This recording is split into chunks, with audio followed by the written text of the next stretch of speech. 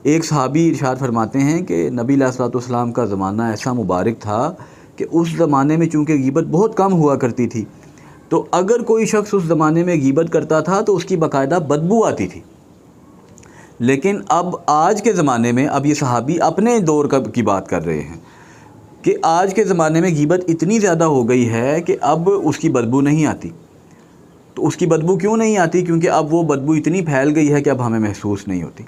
अब देखें ना, ये साइंटिफिकली भी प्रूवन है कि आपके नाक के खुलिये थक जाते हैं, आप एक ही तरह की बदबू को या खुशबू को ज़्यादा देर सूंघें तो उसके बाद वो आपको महसूस नहीं होती। और ये भी अल्लाह का करम है, वरना तो हम बदबू से या खुशबू से जो मुसलसल हमें आ रही हो उसकी वजह से हमें किसी जगह पे बैठना मुश्किल हो जाए, लेकिन थोड़ी देर बाद वो हमें महसूस नहीं होती। और यही चीज़ वो सहाबी बयान कर रहे हैं। अब अगर उनके दौर में इसकी बदबू इतनी फैल गई थी कि उन्हें महसूस भी नहीं होती थी, तो आज के दौर में तो हर जगह, हर घर में और हर दुकान में